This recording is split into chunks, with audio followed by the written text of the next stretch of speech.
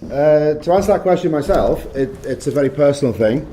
I have a brother who actually got me into Scientology in 1987. And because of this SP doctrine that the Church of Scientology follows and that Steve touched on very briefly there, he won't speak to me. And it's like I've lost him. It's just so horrible to think that he won't speak to me because he thinks I'm an SP. He thinks I'm one of the 2.5% of people on this earth that's truly evil, along with Hitler, Dillinger the gangster, Joseph Stalin, and all those other guys. Because these are mentioned in the policy about suppressive people, as you know.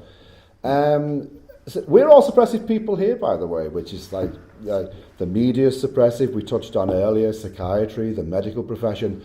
But when it gets personal, it hurts.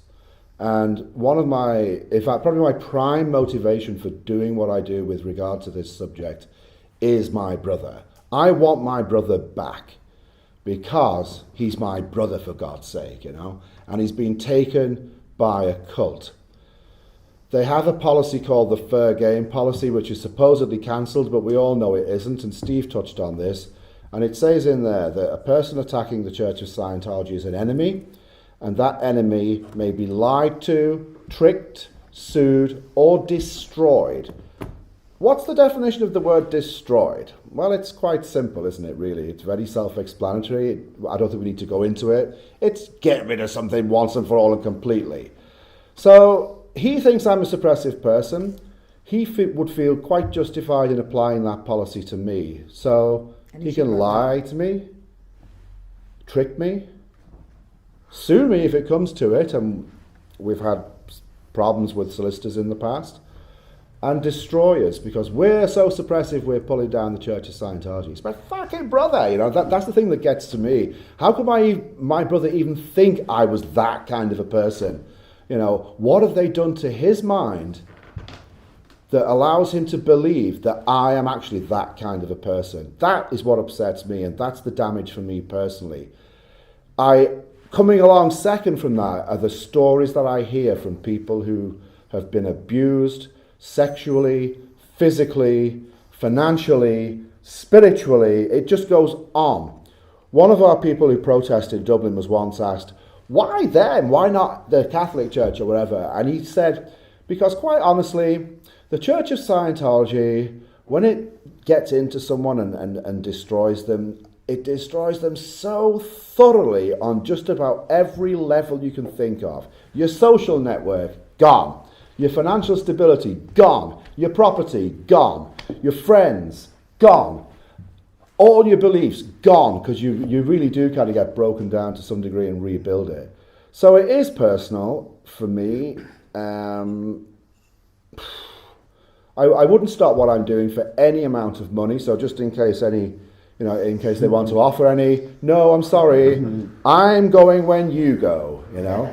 And then I'm going to have a big, long holiday forever, you know. Because I'm actually at this point now where I'm thinking, you know, ex-Scientologist. I'm actually a former ex-Scientologist at this stage. Because I'm coming out of that even, you know. To hell with it, you know, who cares? Well, I actually do care, and that's why I'm still here. But, like, I want to see the job done, and I want to see the job done pretty quickly. And for me, the job is destroying the Church of Scientology in its present form. So what comes along after? Get on with it. I don't care. Fine. So that's where I'm coming from in answer to that question. And I think it was a wonderful question, by the way. Yes, it was. And just a tiny little addition, if I may. Okay. I think the church is dead anyway. They just haven't quite realised it. Yeah, I agree. Yeah. Yeah, thanks for that one anyway. If OT powers existed, this panel would be dead. Yeah, that's also true. If OTs were real, would we be here? No. Would pictures be falling off the wall behind us? As we did this one, like when Martin was talking, you know, this is Debbie Cook, right? And that's every Scientologist. But that doesn't need to be duct tape. That can be yourself doing it to you, you know. So, you know, we're up against suppression. And as we began by talking about communication, there's no real communication in Scientology anymore. It's gone. Any question from the floor? Sure. We've heard a lot about Marty Rathbone and independent Scientology, and but hearing the panel speak, it seems like you have quite different views on it. So I was just wondering if you could all tell us what you thought independent Scientology was and what's going on, and compare opinions. Okay, I think we did pretty well cover this, but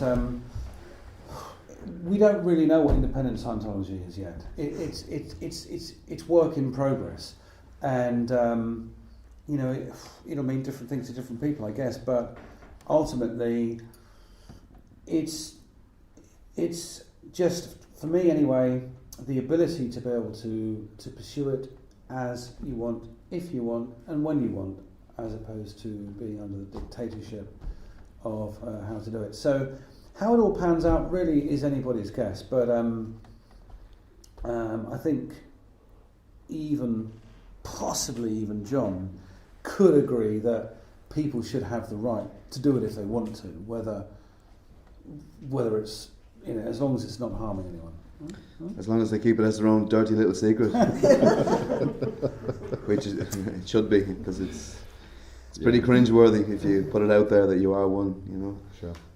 Yeah, I don't care what they do. They can believe what they like, but they can't behave how they like. And I'm not going to paraphrase Nick Xenophon, although the temptation was strong. But it's true. You can believe what you want, but you cannot behave how you like.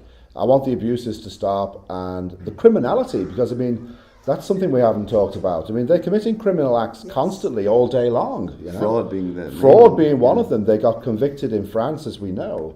But even at a local level, even at a small level, they're telling people that if they part with the price of their house, they will become so empowered that they will win all that money, that will pull all that money back in again, and they'll be financially rejuvenated, which is not the case. Well, they go bankrupt. That's pure fraud, and it's down at base level.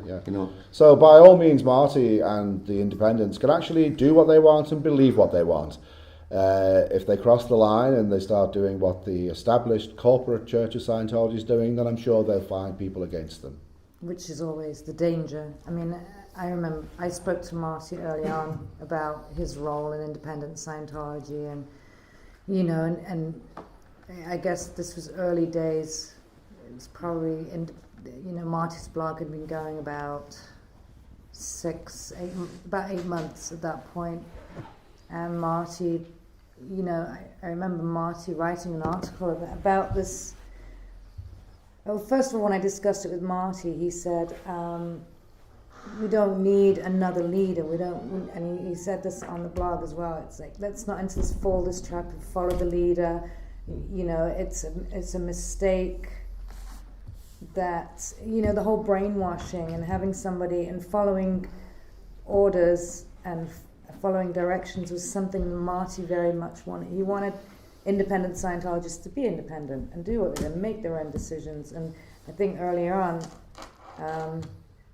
he was very aware of the possibility of Scientologists sort of jumping off the ship, grabbing a life raft and heading straight for a new leader, like somebody else to follow, because they're, it's like, oh my God, I don't have anyone to follow anymore. And I guess part of that whole process of coming out of the cult is they have to jump into the lifeboats in the first place, and then but at some point they're going to have to learn what every child learns when you leave, every bird when you leave the nest. It's like there comes a point where you have to stand on your own 2 feet and make your own decisions.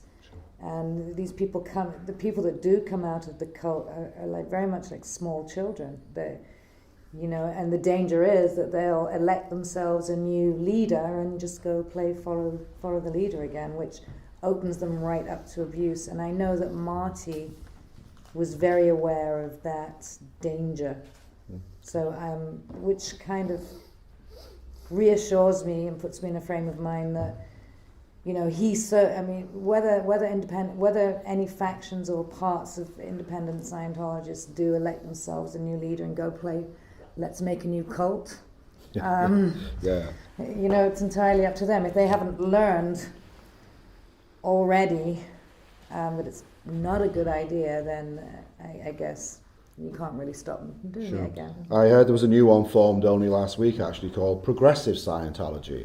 I had no idea what they believe or where they're going, but another schism, I guess. What's it going to be next? I can't believe it's not Scientology. Absolutely ridiculous. Yeah. Terrell, do you have an opinion on the Marty thing? Well, I very much support what Marty does. One thing I'll say about the independent free zone as a whole is that there are new, quite strong groups springing up. I'm sort of pretty much better in touch with all of the free zone than anyone in this room, certainly, and most people anywhere. And I know most of the groups out there. There's two big, strong ones that have just formed that I've never heard of. One in Los Angeles with quite a lot of people on board, and one in Florida. So, What are they called, Terry? I've forgotten the names. Okay. They're so new to me. Ian Waxler heads up one of them. Yeah, he's involved with the one in LA. And generally in the free zone, the groups are very small. People are connected up with others who do free zone activities or independent activities, but there is no really large groups. The largest one I know of is probably, there's the whole Ronzor people in Russia and Europe. They're the most successful people doing independent Scientology or free zone Scientology that there is, and they're quite well organised. And they have maybe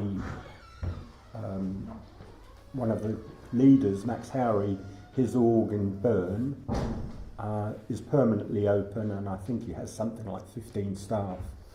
I recently met him and a load of Russians here in London, and I got talking to one of the people who run one of Moscow's 10 free zone orgs. She has 10 staff, 8 of which are auditors, and they sign up new people to a major service every week, which is probably far more than any Church of Scientology does, other than maybe a few very big ones. I think that's all I've got to say on that. Thanks, Terrell. Yes, what we found right back in 1982 was that there was a huge surge of interest. People came to have services, training, auditing, but that we found it was actually really wonderful that once it was available, that was all that was necessary. The fact that they could come get it at £10 an hour was all they needed. They just needed to know it was available. And I still find that now. I get lots of emails of people that are going to come and have counselling, and they expect me to go chase them like the church does, and ask for all their money. And I never do, I mean, I'm on a pension now, and I don't really. I go, yeah, fine, and I never go chase them, and I just don't, and they never come. And it doesn't actually happen, and I just think the fact that I'm there and they just don't come. It doesn't really happen. Not very much is happening actually, other than that there's kind of fairly free flowing communication, availability. No one's chasing them. No one's kind of saying, hey, you really should have this, and you really gotta have it, and without it you're nothing. And it's available, and that kind of tends to cool it all off for people. And a lot of people kind of go out there and smell the roses and realise they're okay. Thank God, yeah. Thanks, Vicky. I missed out John there inadvertently, so John, would you like to answer the question? My opinion on... Your opinion on the Marty... Well, I think Marty is elongating and perpetuating a lie initiated by L. Ron Hubbard. I think he's misleading people, misguiding them. It's worth his while to remain calling himself a Scientologist and an auditor. And it doesn't just apply to Marty, it applies to any independent auditor. It's worth their while remaining in, or saying that they're still in, because it's a source of income for them. They can't let that go. So what else are they going to do? They devoted 30 plus years of their life to Scientology. They have no other qualifications than anything else. All they know is auditing. But I believe they're misleading people, misguiding them. And the fact that they can audit people still on the OT levels, knowing full well that the OT levels are bullshit, is a con in itself. I think those books that he brought out were just to bolster his own career and keep his followers maintaining interest in him and his ways, because pretty soon they're going to discover that it's all bullshit also. I don't know how they're going to make any new Scientologists. I don't know how Indies are going to make any new Scientologists, because they're not going to implement the same protocol as the Church of Scientology in gaining new members. So I think once the existing independent Scientologists have died off or lost interest, that is the end of it. That's the end of independent Scientology, as well as hopefully the corporate Church of Scientology. I just think they should wise up. See the wood for the trees. It's right in front of them. The truth is obvious, you know. I don't think the word independent should be used with Scientology, because if you were independent, you would not need Scientology as a tool for your life. End of story. So you're not a supporter then? No. Okay. Glad we cleared that up. So Yes. you are or you are? I think he's on the fence. Just to clarify that a little more. got an Okay. open But you mind. know something, can I just say, I think it's so good to see everybody up there with a different opinion, all having a laugh. Yeah. Nobody getting offended, Yeah. live and let live, and you know, it's just so healthy and so brilliant. Right. Because nobody in Scientology would ever allow this. Well, they have only got one opinion. They've only got one opinion, and that's a varying opinion. We and have it's really unprecedented interesting. expansion. Our social betterment groups like drug rehabilitation and illiteracy and you've heard it all before. On the subject of having a laugh, I just want to share something with you that I thought was quite funny. When I was in the process of waking up in 2009 and getting to grips with really what was going on behind the curtain, you know, you sort of peek behind the curtain, and at first you're quite afraid to have a look. You're so You're not conditioned. allowed to have a look. You're so conditioned not to look at anything that's you know, it's dangerous for you and so forth and so on. So, you know, when you first start clicking the sort of, you know, with your mouse on the sort of these end theta websites, it takes quite a leap of it's not an easy thing to do. I know this might sound ridiculous, but it's really not an easy thing to do. That's true. But anyway, so I'm going through the process of waking up, and I go and see the Office of Special Affairs, OSA guy in St Hill, a guy called Phil. And he says, "Oh, dear Martin, you know, and this is terrible, and blah, blah, blah, but, you know, really, you know, you're very misguided, and blah, blah, blah, blah, blah. And this will explain everything," he says to me. "This is Freedom magazine. This is an exact copy, a photocopy that he gave me. This is an Office of Special Affairs magazine. It's called Freedom." How ironic is that for a start? But he said, "This will explain everything. All the things you've read about, all these terrible things that you've read about, it will explain that they're all complete nonsense, and there was no violence up at the international base. It's all, you know, it's lies. It's just, you know, the internet's full of lies." So this is what he gave me to prove that it's all lies. Let me just turn to page 50 briefly. Should have brought my specs, shouldn't I? Sorry. Let's do a George Bush. I got it. Would they work? All these people you're asking, this is Tommy Davis, who at the time was the official church spokesman, his words. All these people you're asking about, including your source, by report with witnesses, on every single occasion, all of them were either slapped, punched, kicked, choked, grabbed by the neck, thrown to the floor, or tackled into furniture by none other than, and he gives the name, every single one of them. This is disproving it. You know, this is a classic OSA foot bullet. This actually has been responsible for getting more people out than probably anything else.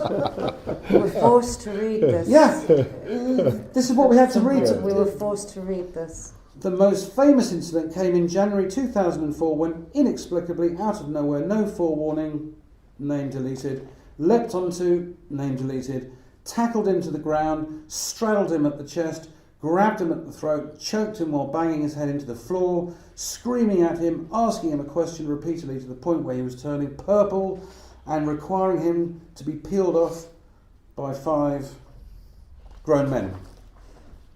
What class of people is this you're referring to? Scientologists. This is the senior.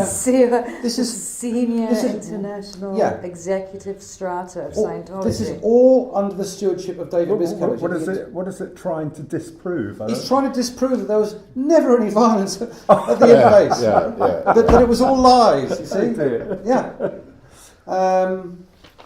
Let me just give you one other one. It's brilliant stuff because it says that there were. It's talking about whistleblowers, people who've left the church, and this is supposedly what they did while they were still in the church under David Miscavige's leadership. Yeah, but and even though David Miscavige is well known, by anybody will admit this, whether in, out, or whatever in the church who know him, he micromanages everything.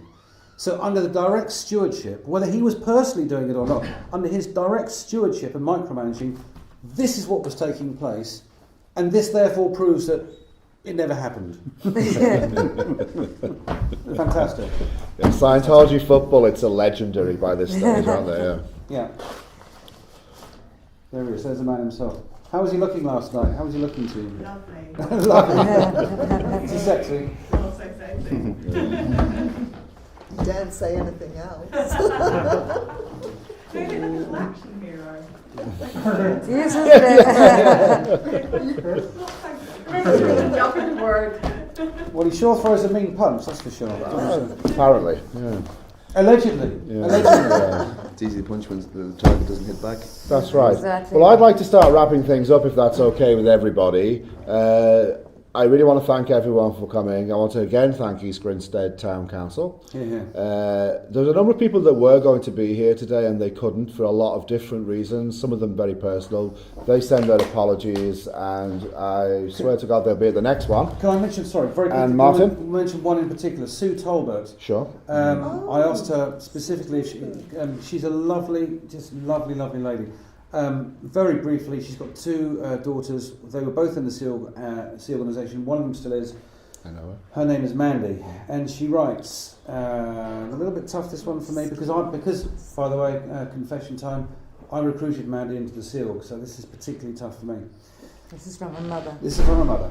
Okay, let's have a think. I was in Scientology for 15 years and my ex-husband and two daughters, Mandy and Claire, were both in the SEAL. I trained up to blah, blah, blah level and was totally dedicated until I joined staff at St Hill. I started to go into doubt on the organisation.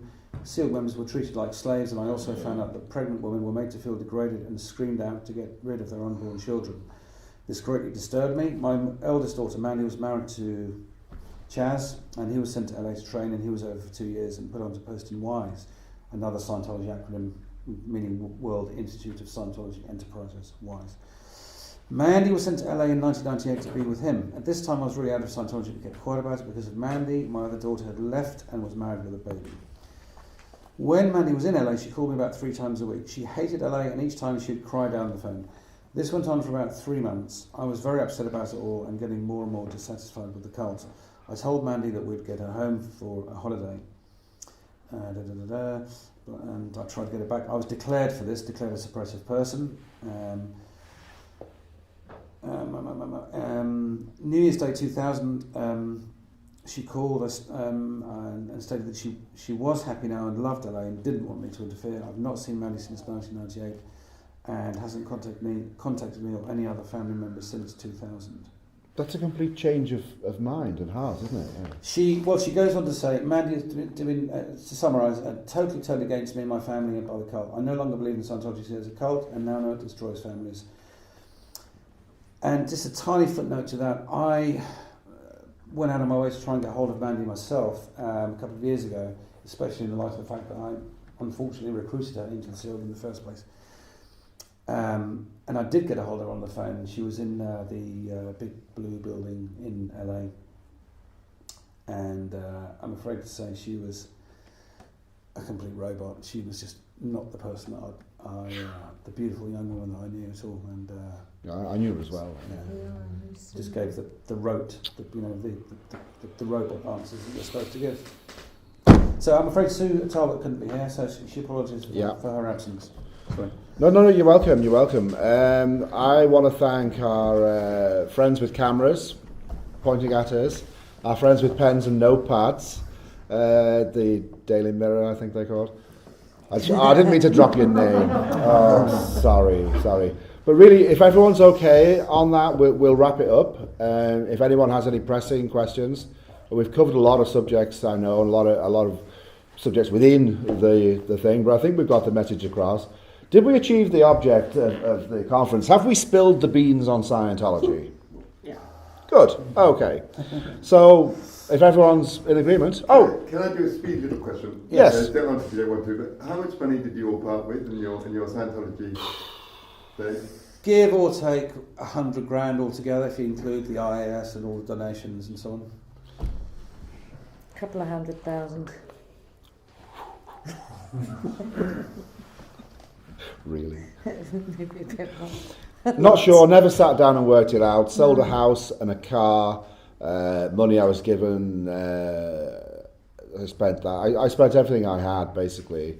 I actually got myself into such a bad position with Scientology and in Scientology and using Scientology that I was declared bankrupt in 1992. So thanks, Scientology, that was very nice of you. I spent everything I had, basically, so, you know, it's around 40,000, somewhere around there. I feel so lucky. I got off really lightly. I had €10,500. That's all. I got really wise really quickly. I'm very prudent. Mine was about the same. Good on you. I think personally about 20,000, but my husband, I think about 200,000. So it's a tie between your husband and Sam. Actually, I think we did a bit he more. once said that he was paying for my auditing me, and we had to tell them to stop asking him for more money. I was 8 months pregnant, and could we please go to bed early, and could they stop asking him for more money, because we had to get up early in the morning because he had to audit me, and he was doing the auditing that he was paying for. Whoa. So that was Okay. kind of how it was. Everyone happy? Okay. Thank you.